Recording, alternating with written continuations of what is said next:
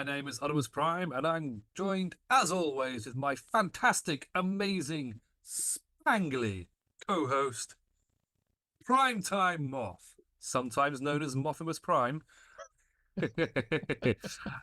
He's not, but he might be. Anyway, whether you are watching us or indeed listening to us, we welcome you to our weekly show, 84 to 24. 40 years of rolling out, a show that in the brand's 40th anniversary, we look back and delve into the vast history of the Transformers franchise, starting in 1984, all the way up to present day. If you're new to the show, each week we will keep covering a different year, and with special episodes throughout the year, focusing on different exciting things. So please, like, subscribe, and turn on your notifications and ensure you do not miss anything on this incredible journey. Hi, Moff. Moffimus Prime. It's your fault for buying so many primes I recently. know, I have. But I've always had a soft spot for Prime, so I don't mind that. It's just not as much as you. Nice to be here. Thank you, Simon. No worries. Okay, so we are on to the year 2004, which, in case you haven't been working this out, we are now 20 years into the history of Transformers. And that brings a few things, which we'll discuss. But we're also into the first proper year of Transformers Energon. The first few figures of the series were released at the end of 2003. But this is the Energon year properly. So yeah, any thoughts on this year so far?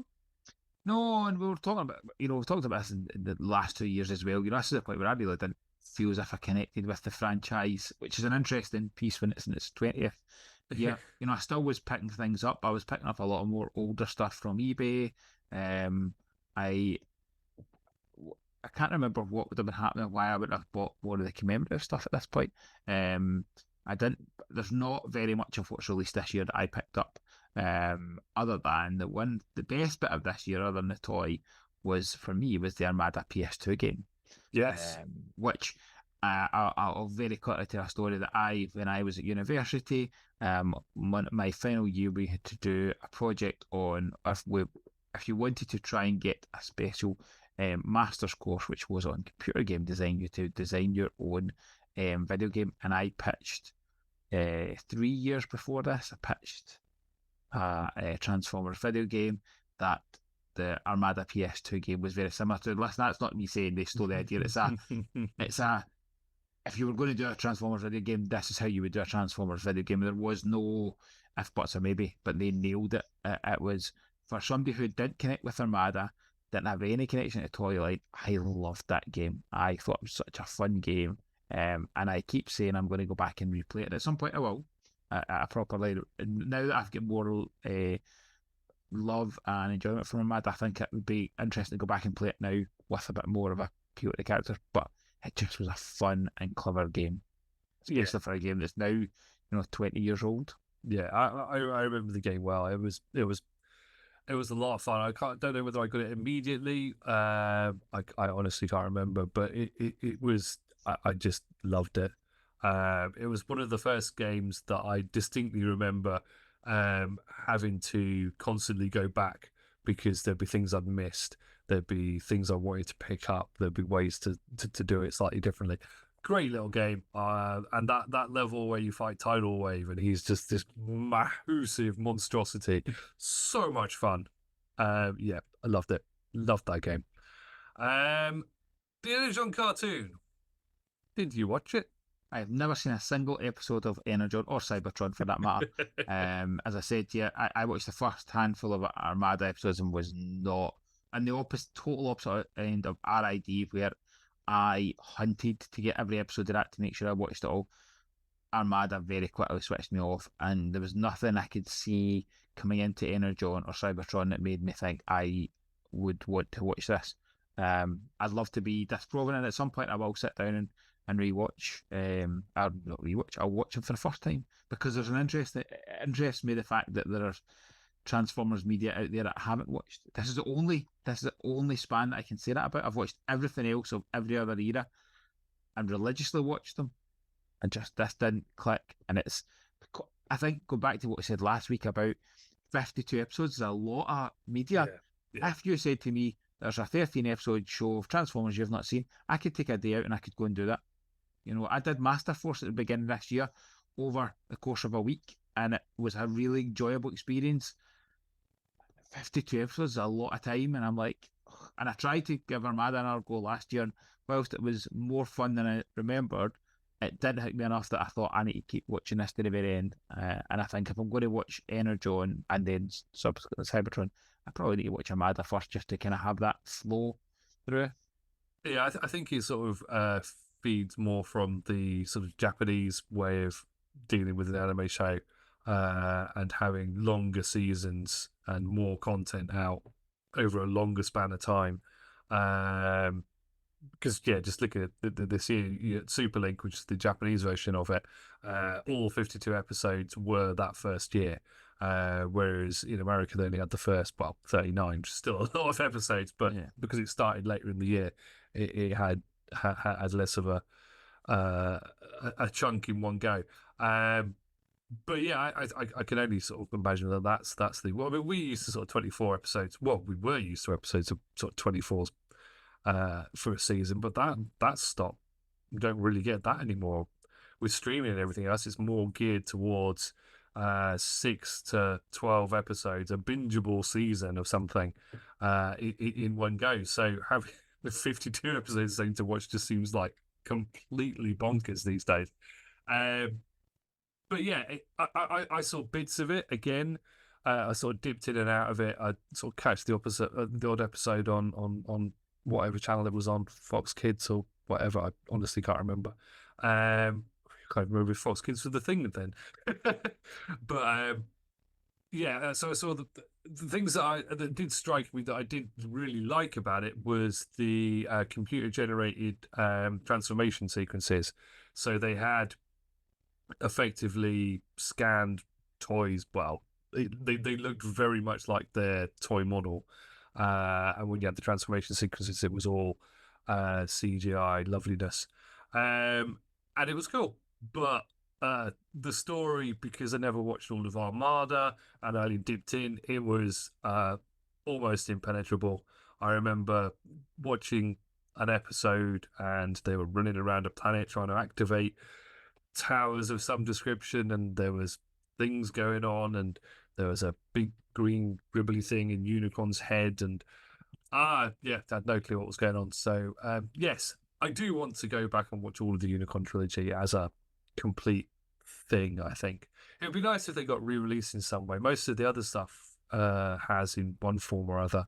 They're on YouTube. They're on YouTube. Like I'd never tell you, I think I thought about this during Beast Wars. I went back and watched a 4K upscale of Beast Wars on YouTube last year, which was beautiful. Like, it was actually genuinely. I mean, I've watched the Beast Wars 4 or 5 times in its entirety. It was the best version of it I've ever watched, and I enjoyed it so much so because it was so crisp, and there's really nice versions of the Armada and stuff on. The Beast Wars one was taken down, sadly, and I always check to see if it's back up again, because I will rip a copy of it for prosperity. But when I watched the Armada, and I think some of it's on Hasbro's official channel, but there was a 1080 upscale of Armada that's what I watched on YouTube, and it was enjoyable. Listening you talk about it, I think I should give it a go just to kind of see the style, because all three have got different styles to them, even though I can say, but I think that was also jarring to me as well at the time. I don't know how that was responded to people who actually watched it, but I think I'd give it a go just to see. Yeah. Comics, we had another glut of comics from Dreamwave. They were in full force at this point. Until they weren't. I can't remember when it is that. It's this year. Is it this year? Yeah, because you've got the G1 ongoing, it's ongoing, but it's cancelled after 10. The Energon didn't get issues released. and Age of Wrath. Age of Wrath's always the disappointing because their War Within stuff was brilliant. I think their War Yeah. Within's their best stuff, but it get scrapped after 3. I think Simon's shared the story arcs of what the last 3 issues would have been, but not in full detail. I think that there's always that challenge to it. And I think even when the War Within Omnibus came out, it didn't have the 3 issues in it. It just had the complete ones in it. And Devil's Due did more. G.I. Joe again. The G.I. Joe Transformer stuff with Devil's Due was pretty nice, I have to say. And again, I like how they had different art styles. So, and the opposite of how I felt about the cartoons, I quite like them having their own kind of art styles. They don't have to be, slavish to their previous version. It's just like, here's let's tell an art story of G.I. Joe and Transformers. Yeah, it's weird that with a comic, it's completely different from a cartoon. I find having different art styles from series to series makes a big difference when you're watching something. But in a comic, I find I like that. Yeah. Even within, you get the odd comic that you'll have the art style change partway through the comic, and again, I really dig that sort of thing. So, yeah. Should we touch briefly on what happened to Dreamwave?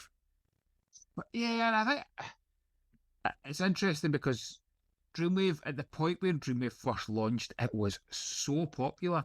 The numbers they were doing on that initial run of Transformers comics was frightening. Like, if you go back and look at the figures they were selling in comparison to Marvel and stuff, they were doing stupid business. Yeah.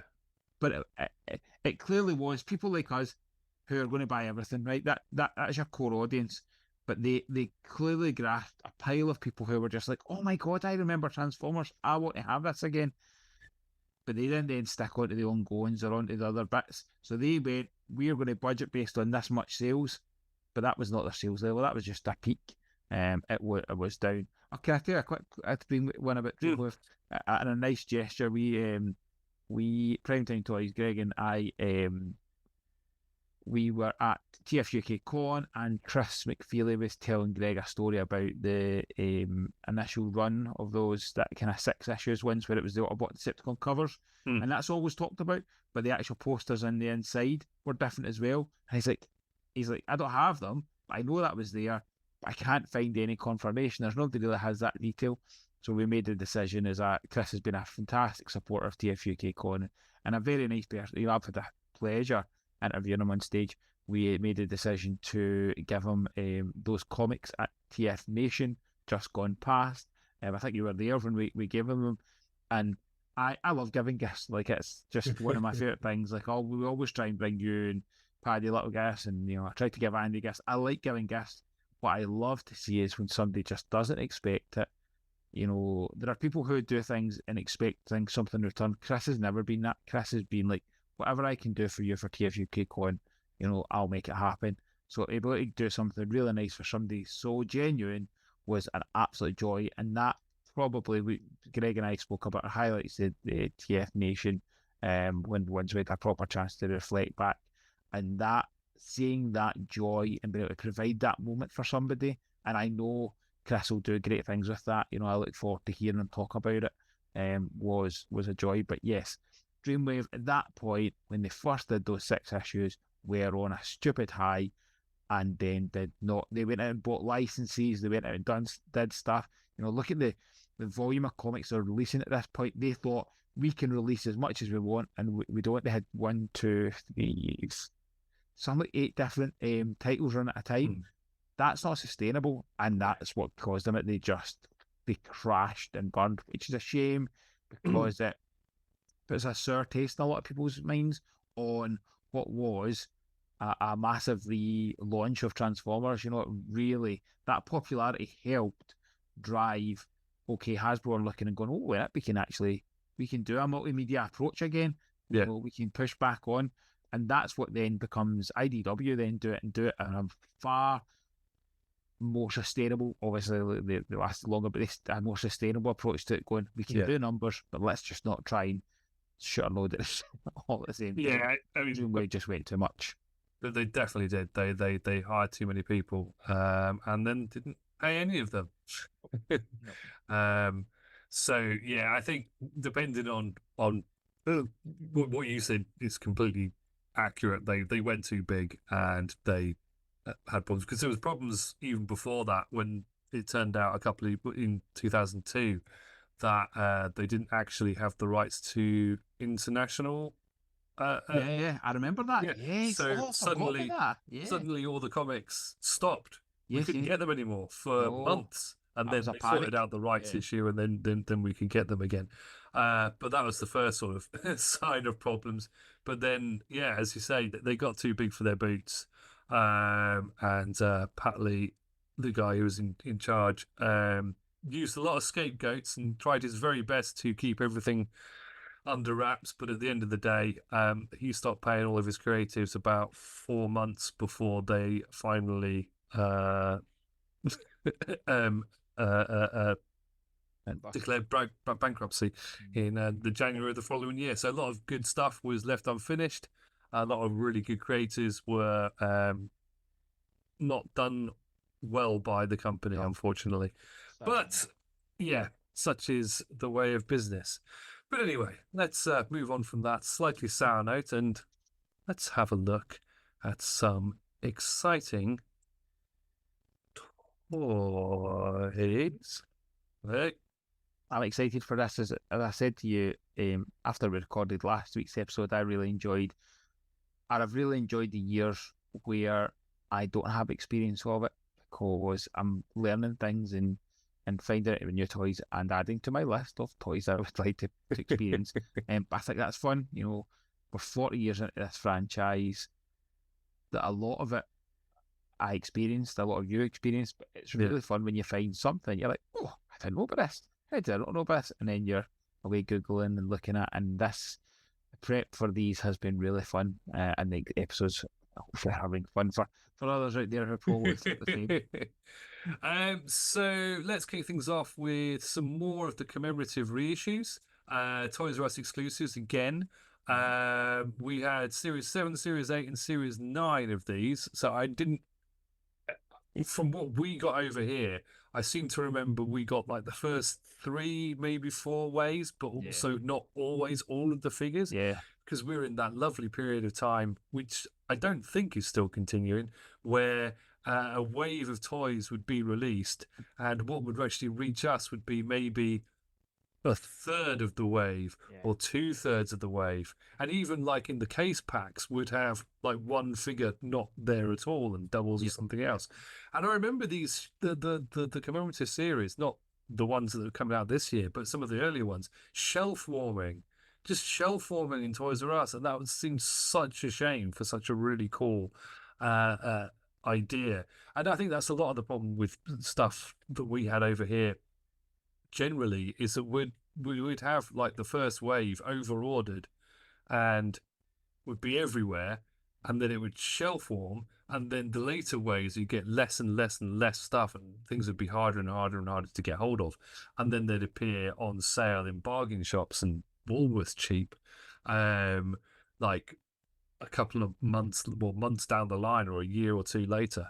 You've seen that this year, even just Well, with yeah, the movie deco figures. Some of them are already starting to appear, yeah, including places like your game and stuff. And it's frustrating for me because I go, just keep going. Like, I look at these lines and go, I want everything that you've released here. Release it again now. I'll go and buy it right now. yeah. Happily.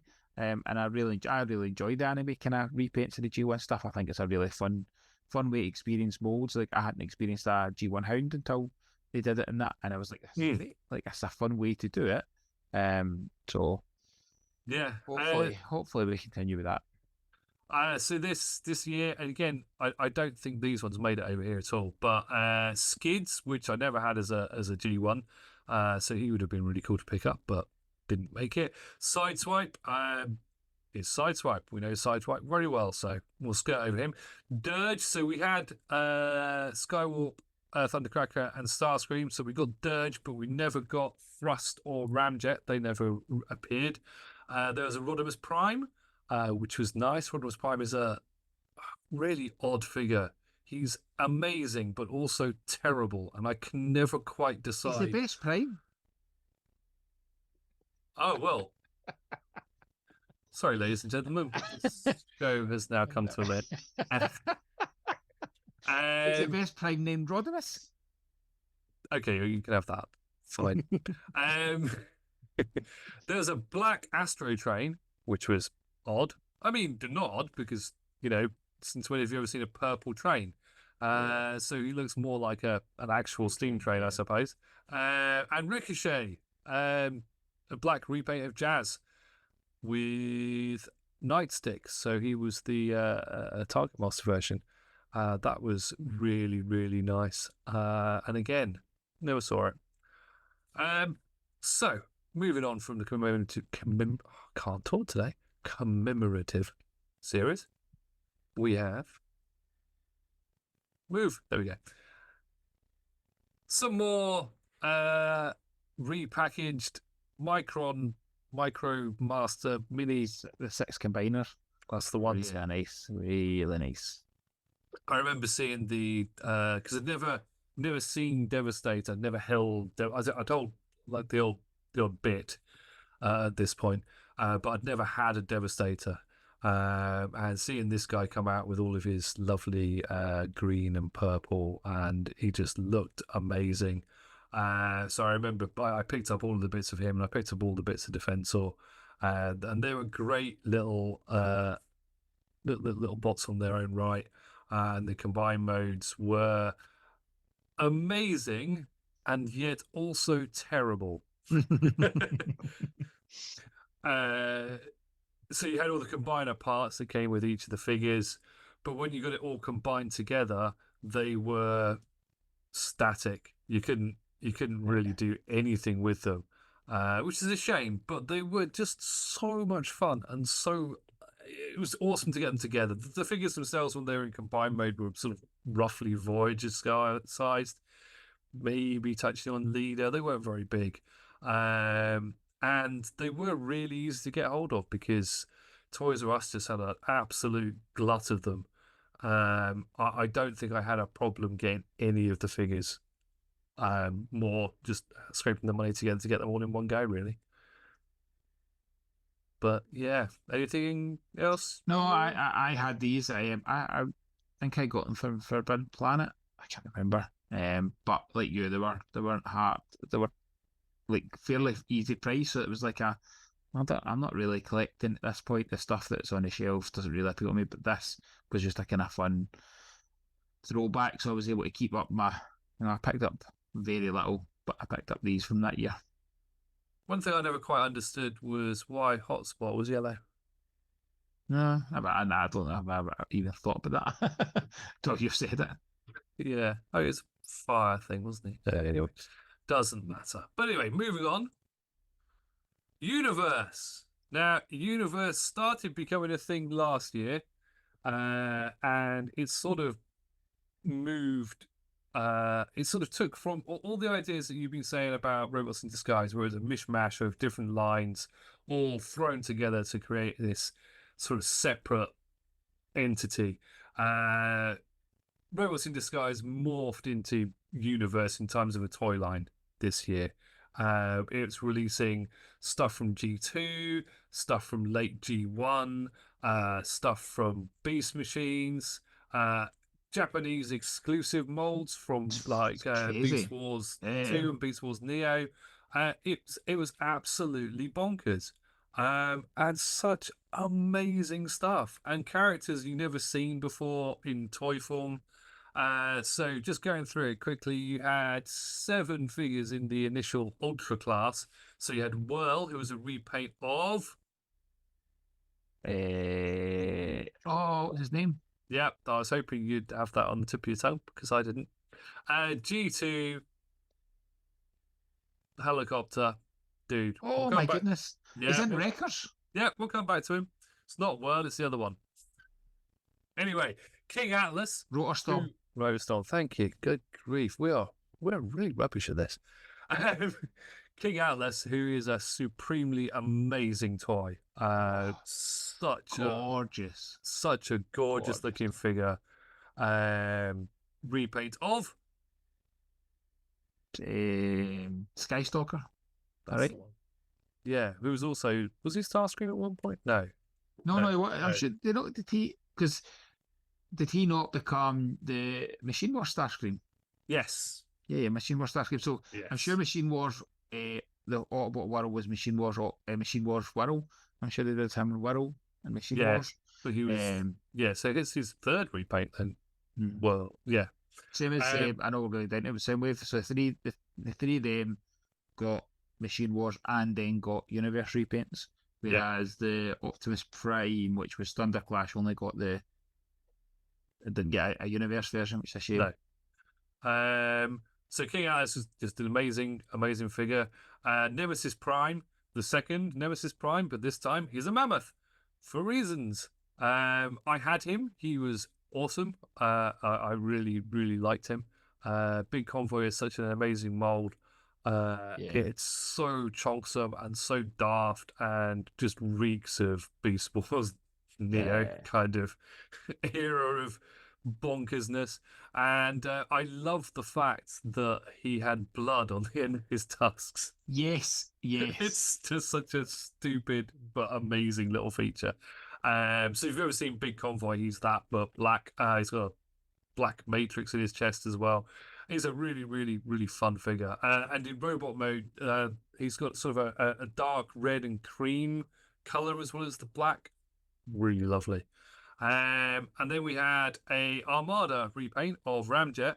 Of Starscream as Ramjet, packaged with another bundle of minicons for all those minicon collectors out there. And he was white and blue, just like Very pretty. Ramjet. Soundwave, as you mentioned, with Space Case, who was another minicon dude. And then Stampede and Stockade. Stockade and Prowl. So one of them is it Battle Unicorn? Yeah. From Beast Machines, and the other one is the tank drone from Beast Machines. Again, repainted in glorious bonkers. Again, this whole range had some really interesting color schemes of utter bonkers. What's terrifying me is the fact that I am realizing that this one and the Ramjet come with that beautiful Terra Dive minicon mold that I raved about last week, and now I'm realizing that there's not just the Shockwave repaint, that other repaints. And do I want to fall down that hole? And no, I don't really, but oh my god, I kind of do. Nemesis Prime and King Atlas are the only ones that don't come with minicons. Although is this Soundwave, or is that a G2? It's a G2. It's a G2 jet, isn't it? Yeah. Looking at very small pictures, which is not helping. I really want that Soundwave.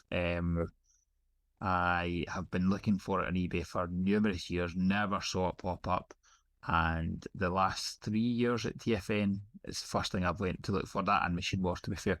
But it's never appears.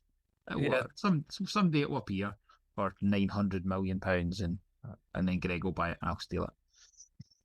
There seems to be no parity with the amount of minicons you get with the figure either. If they're all ultra cast, technically, Ramjet comes with 4 minicons.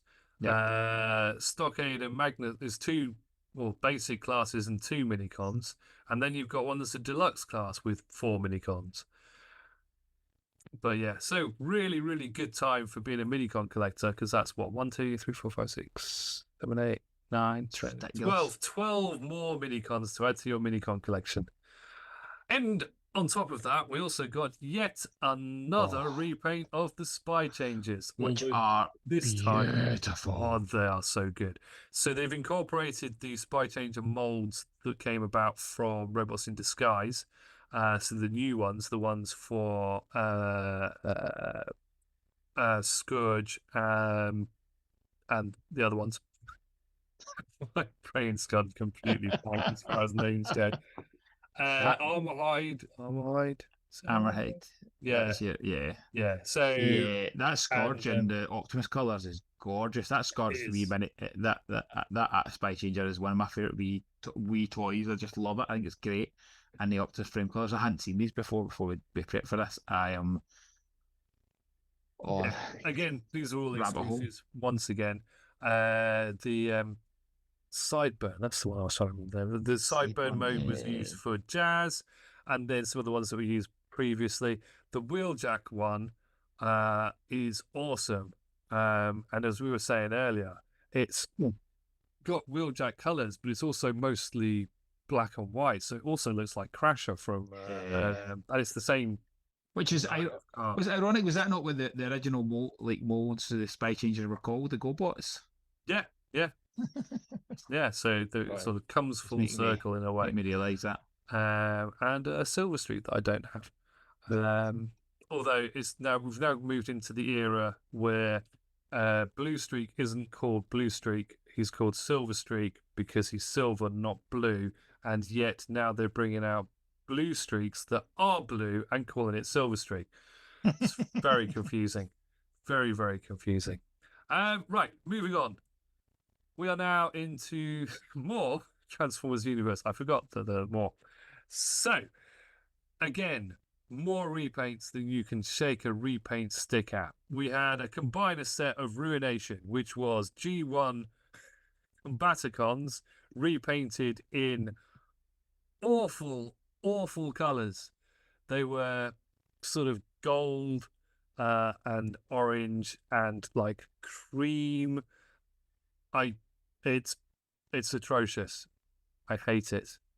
What do you think? There's not many actually, to be fair, in these that jump out, from the last one where I'm like, oh, I could. The colours don't do anything for the Ruination. No. The colours, I did have that one, by the way. Yeah. I got it I got it in a eBay lot. Yeah. Way after this. And was just not impressed. Like a KO. It does. It really, really does. It does have that feel to it. No, there's nothing in these that the sadness is they've taken some nice molds and they've put not just on him, on the rest of these put really boring colours on them that kind of like Sideburn is one of the most coolest cars, one of the most coolest releases. The two in their kind of normal releases and RID are just gorgeous. This kind of is a bit. It's one that I would still probably pick up. I've seen it once in person and I was like, I'm not really excited by that. And that's a shame, they all kind of lots of goldy browns. It's like, there's some decidedly odd ones in here. So in the deluxe class, it's a few 2-packs, weirdly. So you've got Air Raid and Windshear, who are both G2 Decepticon jets. You've got Dinobot Striker and Dinobot Tricerodon and Skydive, who are mostly Beast Wars Neo repaints of Galdar and I forget the name of the Stegosaurus one. And they're quite bonkers. But they just repaints weird colours with Autobot symbols slapped on them. And then we've got Firefly with Firebot and Thunderwing, who are, again, it's another deluxe class. Actually sure what figure that is. Plane of some description. I can't tell. Anyway, comes with another 2 minicons for you minicon collectors. There was his Striker, who was Striker. The Prowl, a weird repaint of Prowl in that it doesn't look really that much different from the other one. No. The Autobot symbol is bigger on his front for some reason, and Sideburn is grey. Yeah. It was a big year for big Autobot symbols, looking at this. Yeah. They did like there was. And then Swerve, who's a repaint of Armada Blur, who looks just as bad in red as he does in grey. And then the gift sets, we had Crystal Widow and Oil Slick, which is Black Arachnia from Beast Machines, and Sideswipe from Armada. Smokescreen and Lift Door, which is Hoist and what's his face from Hoist and Smokescreen rather from Armada, and then Ultra Magnus and Overrun, which is another version of Armada Sideswipe, which, as I mentioned earlier, is an awful figure. Yet now there are 3 versions of it, and Ultra Magnus is another repaint of Armada Optimus Prime, but which is a good figure. Right, which is a decent figure. I do like that figure. Again, they're really scraping the barrel with some of these, I think. Yeah. So let's move on. Otherwise, we're never going to get through all of these toys. I do apologize for people who I'm trying to describe for those of you who listen and can't see these pictures, but you can always look them up on good old Transformer Land. Alternators Yes. really hit stride this year. We have a whole glut of figures, and there are some absolutely amazing vehicle modes with some repaints, but some good repaints, and also some slightly ropey robot modes. Hound and Swindle. I had Swindle. I didn't have Hound. I was the opposite. I had Hound and didn't have Swindle. Great looking Jeep. Great looking robot mode. They were just amazing. Love it. Silver Street is just a repaint of Smokescreen. A very nice repaint, to be fair. The silver on it looks really good. It is great. I really liked Windcharger, although I always felt like there's something missing on his weapon, because there was like a clip to have like a gun barrel, but there wasn't a gun barrel. And also you could have him as convertible, or you could have him as roof up in vehicle mode. Very, very nice. I've never had that mold, so I didn't know that. That's cool. It's a good little mold. Dead End was very nice, although not a particularly known character per se. Meister, so here's a weird one. He was called Meister rather than Jazz, although he was Jazz. Now, I know Jazz is Meister in Japan, but why he was called Meister over here, I don't understand. I don't know. I'm sure there's a very good reason. Am I right that there was a Porsche prototype shown, but they couldn't get the license? I know there's trouble getting the license. Only recently they've had a Porsche license. But there was intentions of being an actual Porsche Alternators Jazz, which would have been amazing to see. But that's a lovely mold. Is it RX-8? Is that right? Sorry? Is it the RX-8? Yes, yeah. I think is it Shockwave that gets the replay for him? Yeah, Shockwave's gorgeous. Shockwave is absolutely gorgeous. And I really like the Grimlock. Yes, it's a bit weird. Yes. Is it the only time you've got Grimlock as something other than some form of?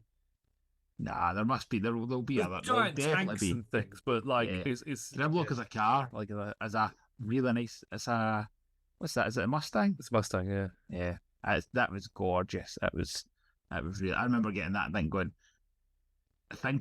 oh, Grimlock as a car, but it's just such a fun car. And and again, the fact that they all scale, and then they scale with something that we'll talk about later, and look fabulous. They're just Alternators were a fun bit, and it was a not expensive line. That was the bit as well. Binotech is, if anybody's not experienced Binotech, Alternators are great. Binotech just is just that little bit of classy above them. You know, for me, my favourite will always be Alternators Smokescreen, because I was just wowed by it getting it first time. Yeah. And you're never having that first experience, even though I think the Binotech stuff's amazing.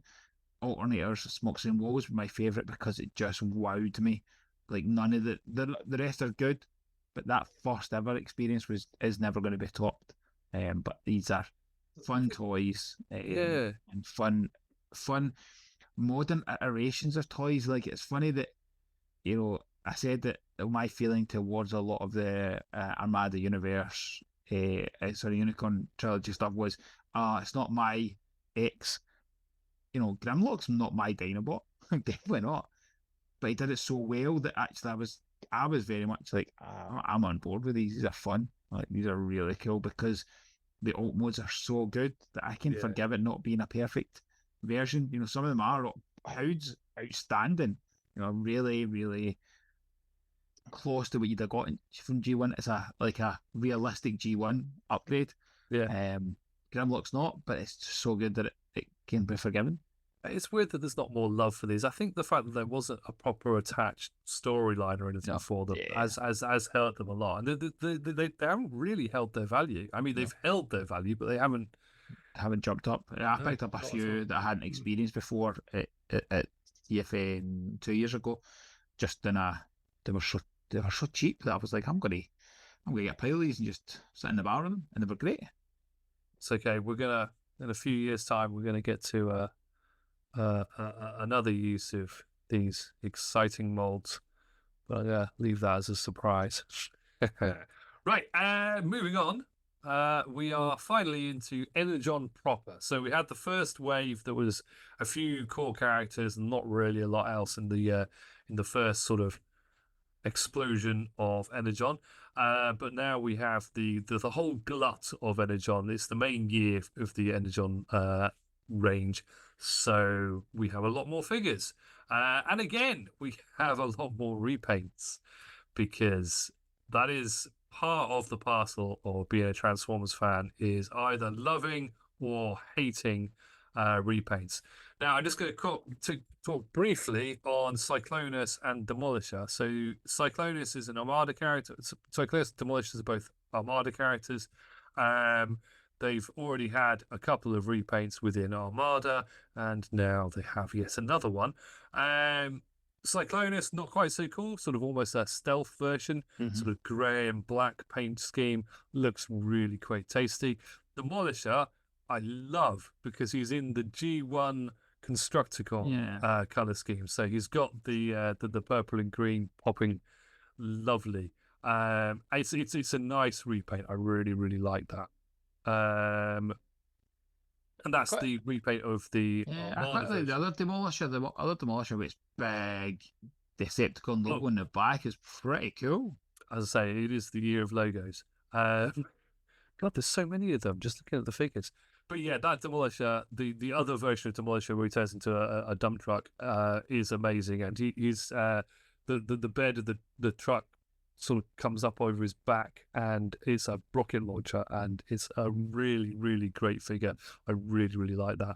And then we have Downshift, who is Wheeljack, but he's not called Wheeljack because he's a different character. But he is painted like Wheeljack. Wait, 100%. And he has clearly inspired by. I believe he has a Wheeljack head as well, from my recollections of him. It's clearly Wheeljack. Yeah. We had a Wheeljack in Armada, so it's baffling that he was suddenly Downshift instead. And that's not that same mold, is it? It's a different mold. Nope, different mold. And he has the sort of the features that a lot of the Energon figures had at this point, which is the clear Energon weapons that sort of slot in at various points on the actual figure. So that was cool. Energon Hotshot is a repaint of the Hotshot that came out the previous season, previous year, not that long ago. But this in a lovely popping silver and red.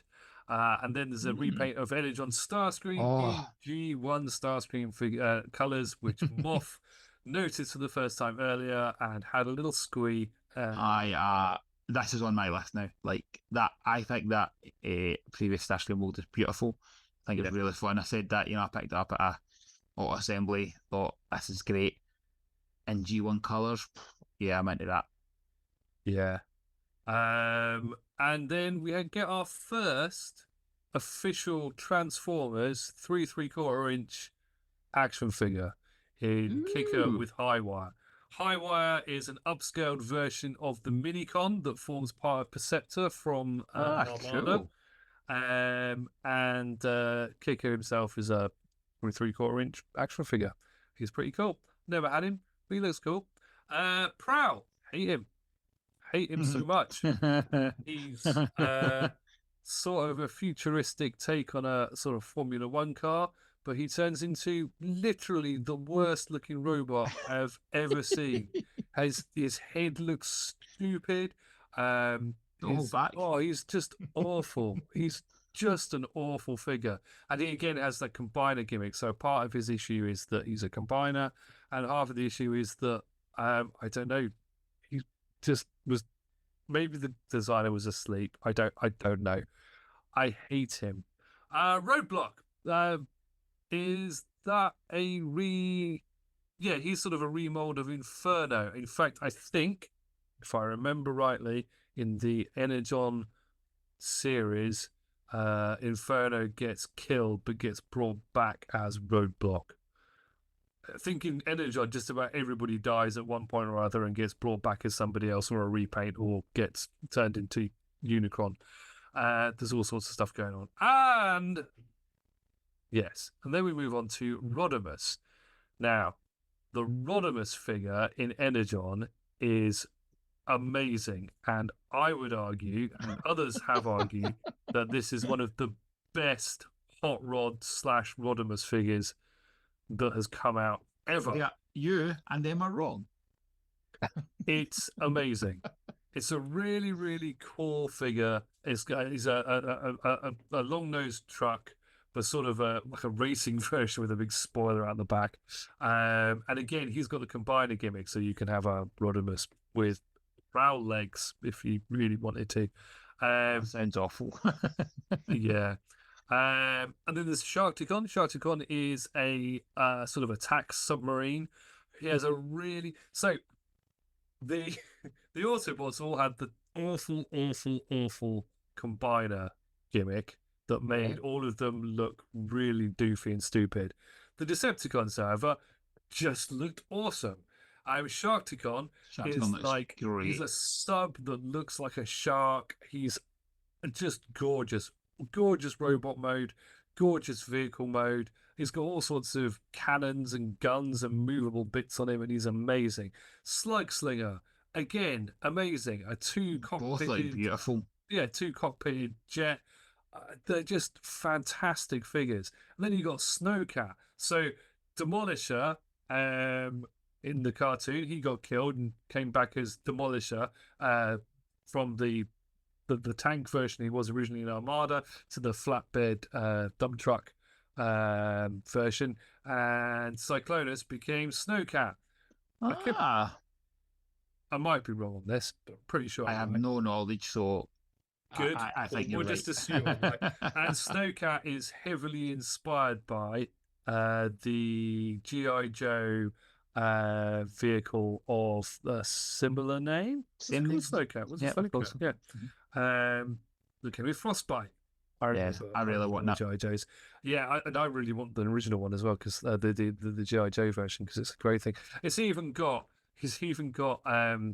sled that come round off his body and go over the tracks. Although it would have made more sense for them to go over the wheels and then use the tracks. But hey. And finally, we have Towline, who is basically G1 Ratchet. See, I think it looks like a cross between a camper van and skids. Yes, colour-wise and everything else, and the size. But when you transform him, he's got the back of him becomes like a fold-out little base thing, like G1 that's Ratchet. cool. And his robot mode is a very simplistic little bot. So no wonder he got repainted multiple times as Ratchet and Ironhide. Some really, really fun figures in there. It was a good era, but also some absolute tragedies. So let's move on to Energon class, which is the smaller class of figures. So drum roll, it's the first ever RC action figure. Wow, that's actual. That's cool. Yeah, I think. Stay with your conviction. Yeah, no, I'm sticking with it. Yeah, no, definitely is. So she turned into a motorbike. It's the first time she becomes a motorbike in any form of canon. There's probably like BotCon exclusives and other things. Like general release. In terms of general release, it's the first version of RC. And in robot mode, she has a very RC looking head. It's a great little figure. She's another one of the Omnicons. So you got the Omnicons and the Terracons. Mentioned them last week. So she's got the gimmick of the Energon crystal. Other figures that came out in that line this series, this year rather. We've got a repaint of Ravage from the previous season, and we have Cruel Lock, who is definitely not Grimlock, because he's not. Who's a sort of a T-Rex. You know, they look more like Godzilla. They look like Godzilla, Right, yeah. the '97 version of Godzilla. The sort of iguana-esque kind of thing. To me, that's what they've always looked like. So you've got Cruel Lock and Doomlock of those molds. One sort of blue and red, and the other sort of red and orange and grey.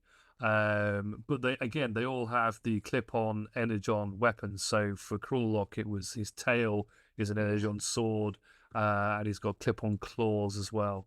And then there's Dive Bomb, who is actually a really. Have you ever experienced Dive Bomb? None of these at all. He is such a cool bird figure. His wings, the way they fold out, and then you get like clear plastic sort of feathers in the middle that sort of fold out, and then he has some extra bits of feathery Energon weapon goodness. He's a really, really cool figure. I thoroughly recommend him. And then there's Insecticon, who was an insect and a Terracon. And that's about as far as I can really tell you about him. He looks a bit like one of the Deluxe Insecticons. Yeah. And then finally we had a repaint of Strong Arm that we had from previous. He's now blue rather than beige.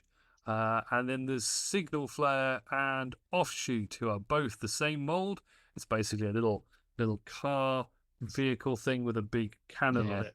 Then you stick Energon bits on it to give it like a radar dish, which looks really cool. And finally, the only minicons of this particular series are the Street Action Minicon team, which are basically the same team from the other ones, the Armada, where you had the skateboard and the scooter and the bike, and now they are a little ATB, a little hovercraft thing, and a bike, which is the bike that Kicker comes with, and they combine into a robot in the same similar vein as they did in Armada. So hopefully painted a little visual picture with some of those, but if not, have a look at them on Transformerland. Let's move on. There's still more Energon to go. There is so much more still. Okay, let's have a look. There was a Kmart exclusive gift set which came with a repaint of it's the Autobot SWAT team, and it comes with my favourite mold of the year, Prowl. Yes, the police car. Oh, he's horrible. The repaint looks nicer because the original version is just blue. Yeah. But this one does look nicer. It's got the black and white. Does Paddy know about these ones for his police collection? Oh, I'm sure he will. I gave him the Pro. We got the Pro and that. So I agree with your comments, by the way, on Pro. We got him. Jamie picked him up in that cheap collection he did, and I straight away went, yeah, I can go to Paddy. That's a police car. And these look kind of fun versions of it, you know. Yeah. And the Oddimus again is now in police colour, so mostly white with some hazard stripes. And again, big Autobot symbols. But those two are together because they combine. Nice. Command class, which is the sort of bigger scale, I suppose. Well, probably leader. Well, it's probably more equivalent to leader class these days. But, yeah, I agree. Because leader class is definitely bigger than what our leader class is now. Yeah. So there's a. We'll do leader class quickly. So we had Megatron. Beautiful. What a toy. Absolutely gorgeous toy. Megatron and Galvatron this year, both in the same go, pretty much. Megatron, his robot mode looks like Galvatron. He's got Galvatron's chest. He's got Galvatron's head. His blasters look like Galvatron's cannon. His legs are like he is just Galvatron, But he's a Galvatron that turns into a giant jet fighter. He's got an amazingly fun transformation. His legs sort of come round, Yeah. the feet pop out. It looks really great, and his back sort of the front of the jets comes around, the head is there, and it's great. And he comes with as an accessory, basically Armada Megatron, That's so his cool. tank mode, which fits on the back of the jet and has a missile action. You can put a minicon on it. There's lights and sounds and all sorts of other shenanigans going on. It's great. I love it. And he also has an Energon sword which lights up when you put it into. It's such a cool toy. Because you can put the Megatron tank mode, it goes on his back in jet mode, but in robot mode, you can pop some things out the bottom of it and it can fit onto his arm, either in cannon mode or flip it round, and you've got the Energon sword which lights up. It's an amazing figure, absolutely amazing. And I'm now wondering why I didn't pick it as my bot of the year. Anyway, they released those two versions of it, and they released a third version in a smaller scale with a scaled down Optimus Prime. I got the smaller version at a car boot sale, and like you were saying about Galvatron, I customized it in a Galvatron. Nice. Because it just, I remember picking it up, but I didn't know anything about it because I didn't know what to show. I picked it up at a car boot sale, and I was like, "This, who is this?" Read it was Megatron, mate. It's clearly not meant to be. It clearly is meant to be Galvatron. Yeah. And chopped as that as the chopped bits off it and made it in a proper kind of G1-ish Galvatron. It was my G1 Galvatron for years on the shelf. Yeah, the sort of the Voyager, the more Voyager scale one, and the deluxe scale Optimus 2-pack was an amazing little 2-pack. I remember getting it cheap on sale in Toys R Us. And it stayed on sale for years. It was always knocking around, and it was like, I think it probably went down to about 15 quid at one point or other. Mad in it. For an amazing set. But the rest of the Command class figures are made up with Bulkhead, Landmine, Landquake, Quick Strike, and Scorponok. Landmine and Landquake are repaints of each other. Quick Strike and Bulkhead are repaints of each other. I think this is one of the first Bulkheads we get. He has absolutely no relation to the more familiar iteration of Bulkhead. But he's, I mean, more or less, he looks like Springer. He was a really cool helicopter in sort of Springer-esque colours. And he had a rotating rotor blade. And then he had this entire separate section that fitted onto the bottom of him, which is like a battle mode with loads of missile launchers and guns and everything else. And that combined with him in robot mode as well into a backpack with these arms that sort of came up and around his back so he could fire from the back. It's a great figure. I think grabby arms, actually, thinking on it. Landmine, again, he's a very similar figure in that he's the 2-part bot. So he's got his main robot mode, and then he has a separate part which combines into the vehicle. So he's like a snowplow kind of thing. All right, cool. He's got a big plow at the front. It's a truck with a big plow at the front, and in the back of it that fits on this big treaded section that has a sort of a hook crane sort of configuration. And then those two things combine to make the robot mode. So a bit of parts forming involved, but it has it's a really, really good design. So much better than some of the other combiners and stuff they had out in this year. I really like all of those figures. And then finally the Scorponok, who is a really just cool figure. It's a brilliant figure. I picked that up at an auto assembly. Again, it was in robot mode because I think if I'd seen it yesterday, I'd be like, oh, but I was in robot mode and I was like, oh, that's Scorponok, what that is. And I remember sitting in the Hilton bar and just being like, this is amazing. It goes back to it kind of like Grimlock, like, so it's clearly kind of G1 Scorponok, but it does a really fun, clever way of bringing a kind of modern toy. I absolutely love it, and he's still on my shelf and has always been on my shelf since I got him however many years ago, because I just think he's good fun. Yeah, he's great. He's got 3 modes as well. He's got sort of a spaceship mode. The Scorpion mode isn't like a Scorpion. It's like it's a vehicle Yeah. because it's got like that sort of truck cab thing. It's amazing. Love it. And there's more. Oh, Yeah, that was my take on it. Mega Class. So Mega Class was another class of figures that was sort of uh the mid range, sort of Voyager-ish but bigger. So you had Alpha Quintesson, who was a character in the cartoon, who lived inside Unicron's head and was manipulating events. He created the Terracons. He resurrected Megatron, but it turned out he was trying to do something good and bring back all of the planets that Unicron had eaten. Anyway, story. I'm not massively au fait on it, so we'll leave that there. Then we have Beachcomber and Cliffjumper, who are different versions of the same mold, a really cool beach buggy figure.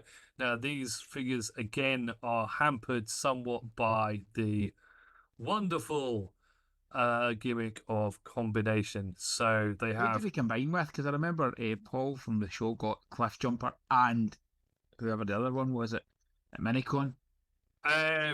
It could combine with a couple of them. Ironhide was the main one. They had like a universal port. Right. It could either be arms or legs. So you could combine Beachcomber and Cliffjumper together, probably. But yeah, it that gimmick hampers all modes because the vehicles have to incorporate the gimmick, so they don't look as clean as they could do, or they're quite basic because of everything else that has to go into them.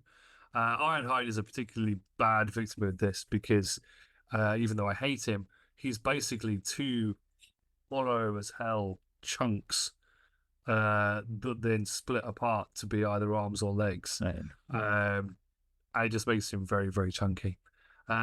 So yeah, that's those. So Cliffjumper was yellow and brown because I don't know why. But he's a beach buggy, and then they did a repaint of Beachcomber, who is painted in a G1 homage, blue front and grey bits, and looks awesome. And then Energon Ironhide, which is the Ironhide mold again, but this time green and blue rather than red and blue. There's a 2-pack of Dinobots, Grimlock and Swoop, who were from... Ooh, they're repaints from somewhere, but I've forgotten where. I didn't have them. I don't like them. They're sort of G1-esque Dinobots, and maybe they combined as well? Maybe. I think they do. Yeah, I think they do. Maybe they are from Energon. Okay, I'm going to shut up about that because I obviously don't know enough. Dreadwing and Mirage are two Decepticon boats that look amazing. Really long battle boat with lots of missiles. Really, really cool. And yeah, there's just two repaints of the same figure again in a single year.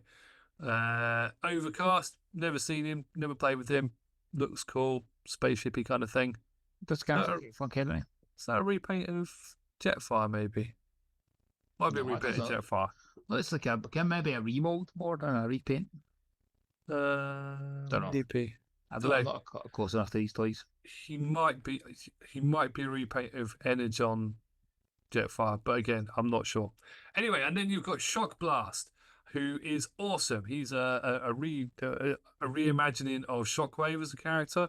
He has all of Shockwave's key features. He has a cyclopean eye. He has a sort of wedge-shaped stomach, and he has a giant cannon for a hand. He's brilliant. Nice. He turns into he has two modes. He has a sort of a truck, a cannon train almost thing, and he can also turn into like a sort of a satellite as well, which was quite cool. He played a major part in the series and then was killed, and then his brother Six Shot, was it his son or nephew? Anyway, he came into it who looked exactly the same but a different color. And finally, we have a figure I really, really need, Wing Saber, This version of Wing Saber combines with Optimus Prime and probably a few others. And he's basically a big flying wing filled with weapons, and he's amazing, and I want him. And then we come finally, I think, to our last class of figures, Supreme class. There are 3 figures in this class, one of which we'll talk about in a little while. One of which is a repaint of the one we'll talk about in a little while. And the other one is a Costco exclusive, I think it was Costco, repackage of Armada Optimus Prime with Overload, but in wonderful garish yellow. Was that released in 2020? Huh? Was it released in 2020? No. Corona spark plug. Oh, yeah. I'll see myself out. This looks great. Like, it looks like I said this to you. Like, it looks like Tiger Force. What was it? The bike that was repainted last year, the previous year, the 10th Tiger Force cars. This is the same vibe. I now go. I said to you, I kind of want to have that Optimus Prime mold again. Do I want to have it in this colour? I don't even know how much these are to know whether it's. I'm going on an eBay hunt. I'll be honest. After this, there's quite a few of these. I'm like, I kind of want to try these. Yeah. A few I'm going to go on a wee eBay hunt to try and pick up. Yeah, I don't know which ones. I think the other one's cheaper to get hold of, because that one comes with the overload as well. But I like that one. I got it a little while ago. It was missing a few bits, but a mate of mine helped me source some parts for it, so that's good. If you want some Armada help, I've got a good mate who is a useful tool for that sort of thing. He's very much a Unicorn Trilogy expert. Good old Harry. Okay, I think we're going to move on to What's of the year? Bots of the Year. And my bot of the year this year is Omega Supreme. I never had the original Omega Supreme as a kid. I only got hold of one reasonably recently to actually play with, and he was missing all of his bits, so it didn't really give me a good impression. And this is, in a lot of ways, nothing like the original Omega Supreme. He has a Minicon headmaster, and he has the... Sorry? Do you know about the Minicon headmaster? Who he's meant to be? No. Like, so you keep talking, I'm going to just double check, because I think I know something about this toy, and I know very little about this year, but I think I know something about this one toy. Good. And I'm now going to check. So, the thing I like about him, that it sort of harkens back to Omega Supreme in a lot of ways, is that his robot mode literally splits in half to provide 2 different vehicles. So you've got a battleship, which looks very sort of SDF-1 Robotech Macross kind of esque, in that it's a battleship, but it's a space battleship. So even though it looks like a ship, it's obviously some kind of spaceship because it's engines and whatnot. The head from robot mode combines to be part of the battle station gubbins on the top. It's got moving missile. When you move it along, the bits will rotate. It fires missiles. It lights up. It's just wonderful. And then the other half of him turns into a gigantic construction vehicle. It's almost like it's got a truck at the front, and then the back end is a giant grabby claw thing, which again you can use levers and it all sort of moves out. Very clever toy. It's really good. And then you pop it back into robot mode, but also it's hollow. So if you don't put the head on and you put the head mounting up to the right, you can fit Optimus Prime in the middle, and it becomes Omega Prime or Optimus Supreme. Might be Optimus Supreme. Might be Optimus Supreme. I forget which nomenclature it uses. But yeah, it's great. And then also it's got ports all over it. These little grey hatches that open up, and they fit the drones from Optimus in his combined mode. So you basically end up with this whole figure with just bits stuck all over him. It's gigantic. It takes up loads of shelf space, but it is amazing as it is doofy, and I love it. The thing I think I might be right, I've done a quick Google while we're on, is I am sure the headmaster is inspired by Omega Stream, the Oh, action master. yeah. Oh, no, that'd be cool. I heard that. I think I heard that on Triple Takeover, and it made me go. I've got this toy somewhere from well, again one of the assembly halls, and it made me go. I don't really want a toy. I gave passed the toy down to the boys. It's too big for anything I would display it. But I'm now like I kind of want the wee head just because I remember hearing that and I go, I need to go and find that head, and I've never been able to find the head, so I eventually will get into it. But yeah, I'm sure it was one of the kind of first wee kind of wins when they started to put wee throwbacks in that not everybody would get, but they whoever the toy designers clearly just went, I'm going to put some fun in for the handful of people who get this will love it. Yeah, it's again, I can't really froth about it anymore. I love it. It's a good, and again, like Energon Prime, when I first saw it, hated it. When I first saw it in the shops, hated it. Didn't want it. Well, I think we eventually got one sort of reasonably cheap. I think I had it as a Christmas present from my lovely wife. But yeah. Anyway, should we move on to your bot of the year, Optimus Prime? Raging. How, Simon, how could you not have picked this? Oh, I don't know. So I went with MasterPiece Optimus Prime, the very original one. I remember the experience of when this was coming out, and it was like, this is Transformers has peaked. Nothing will ever beat this. And there's aspects of this toy that I don't think any of the other masterpieces have done. There's a charm to this toy.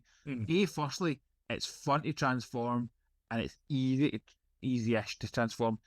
Then there's things like the vents on his legs that move as you put it up and down. You know, there's proper hydraulics in this thing. This thing is stunning. Like the hydraulics in his elbows as he moves. Yeah. I genuinely still, yes, okay, the newer primes have improved on how close it looks to cartoons. So like MP10 and then what's MP44, is that right? Yeah, MP44, yeah.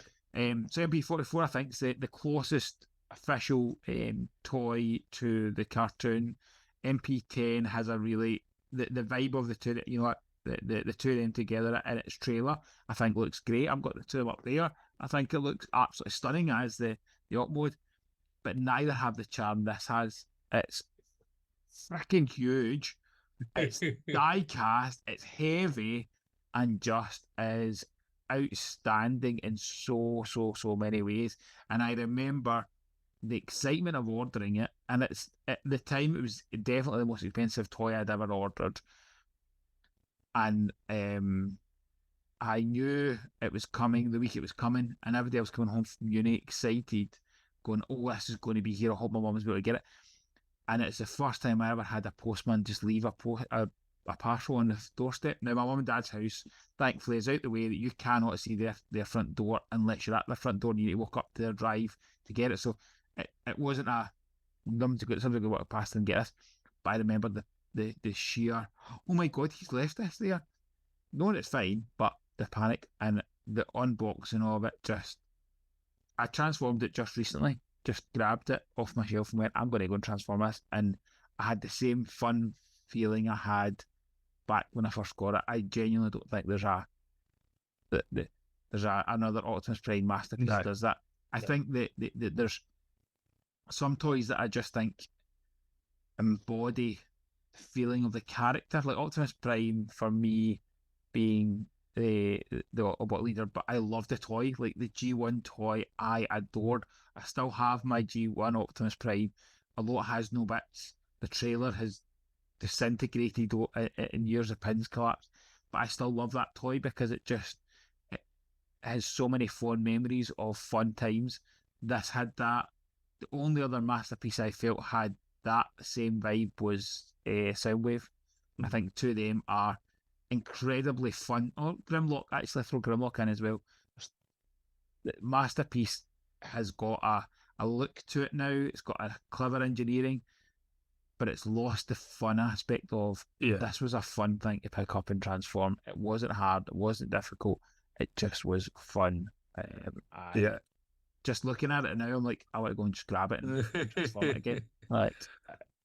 And to think that's 20 years old, and we joke, we just say the MPO1, like this wasn't even MPO1, it was just No, Masterpiece. Like, did you ever think Masterpiece was going to come to this point? I thought it was going to be no. this was this the one Masterpiece to go with your alternators. That's what I thought it was going. Like, I think that's what a lot of people thought. Didn't think we were going to get a line of Masterpieces that would become what it is today.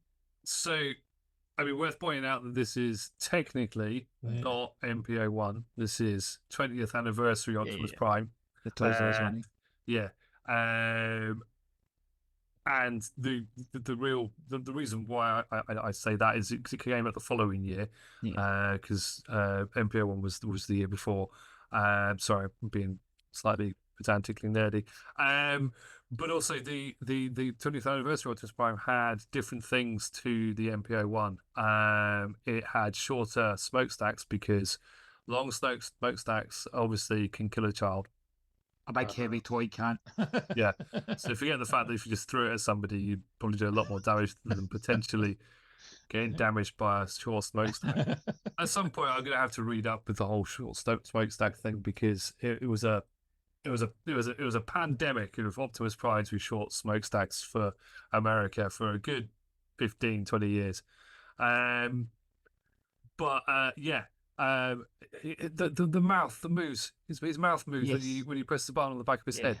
Oh, Um, the flip up panel. the flip up panel. Oh, Um, just, oh, my one on my shelf, my original one that I have of this figure, he's been transformed so much.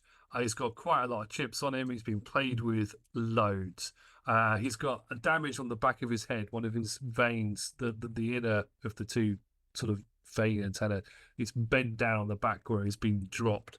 But I won't swap him for a better version because I just got so many fond memories. Now, was this the first release of the Matrix? A Matrix toy? maybe in Western toys, The maybe. Japanese have one. Yeah, Japanese because they had a reissue of Prime that had a metal one. I did. Yeah. And some of the other types of figures have had non-removable matrices, but Big Convoy had a removable matrix. Ah, yeah, okay. But yeah, but I remember. So I I bought him off of a Big Bad Toy Store, which is the first time I ever ordered a Transformer from outside the UK because I was so desperate to get it. So before he appeared in Toys R Us and everything over here, before he became a thing that you get over here, I'd ordered it from the States, and I must have got him around the March, because he turned up around my birthday, and he was my birthday present. But I think he turned up a few days late, and then when he came to, when the postman came to the door, he stung me with 60 quid of customs on top of whatever I'd spent on him already. So that was literally like my birthday money I had to give him to. It had to have Optimus Prime, but I have no regrets. It's a glorious, glorious figure and a good pick by you, Mr. Moff, Moffimus Prime. Thank you for indulging me. Let me pick this one. You're welcome. I genuinely, it was difficult because, as I said, this year I didn't really have much of it, so it's hard. I couldn't have picked another from having experience at the time. Yeah. But this is just such a high. Like, I remember thinking, going, how amazing it was, and I actually swapped my head out. I got an upgraded head. I can't remember where it came from. iGear, maybe, I can't remember. So my original head has got electrical wires attached to it, and my masterpiece, the original masterpiece Megatron's holding his head. just to upset you, because I was like, oh, I can't just, we're going to do a spare head, and I was like, I know exactly what I'm going to do. But I genuinely just, it's such a fond experience. I'd love to experience it. See if you had one toy a year you had that experience with, this collected hobby is you're winning. And it's very rare I get it from your toys. I quite often get it more from the older toys, I had the experience talking about Power Master Prime And I said that to you when I was unboxing post TFN. I had the same vibe. I remember loving Power Master Prime as a kid. I remember getting that Toys R Us gift set with the Apex armor and being like, this is incredible, and then having the exact same experience. And I think if I was not to own this just now, and I was to go and buy it, I'm confident I'd have the same wow factor of, this is brilliant. Like, this is a great toy, and it's fairly, obviously, the varying versions of it, because they eventually did like a final version and stuff. So there are various versions of this. But I think this toy, if you've not experienced this, I can't imagine you could pick this up Yeah. and not have love for it. Yeah, it's fantastic. I mean, you can get them reasonably cheap, but normally broken. I see them pop up on eBay.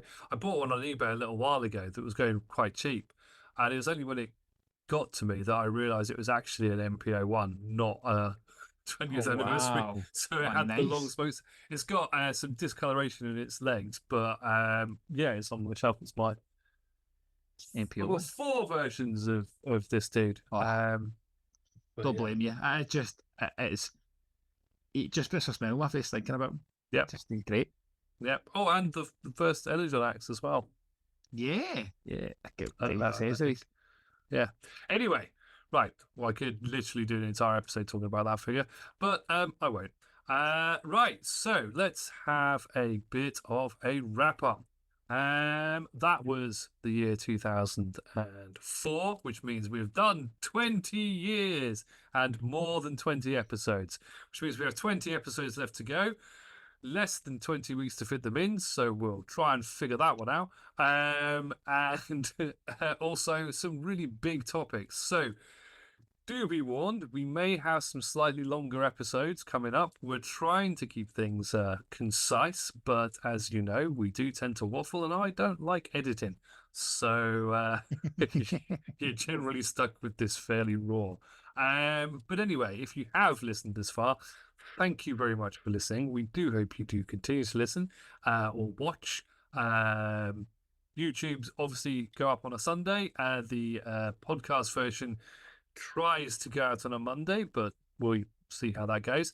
And then we have other videos throughout the week, talking robots with Moff on a Tuesday, and retro reviews and Oddimus time. Oddimus time? Prime time with Oddimus Prime, smattering around, and special things here, there, and everywhere. So please do like and subscribe on the YouTube channel, and subscribe to us on your podcast catcher of choice. I have been Oddimus Prime. I've been Thank you playing very time much. off. Thank you for watching or listening, and we'll see you next week. Bye.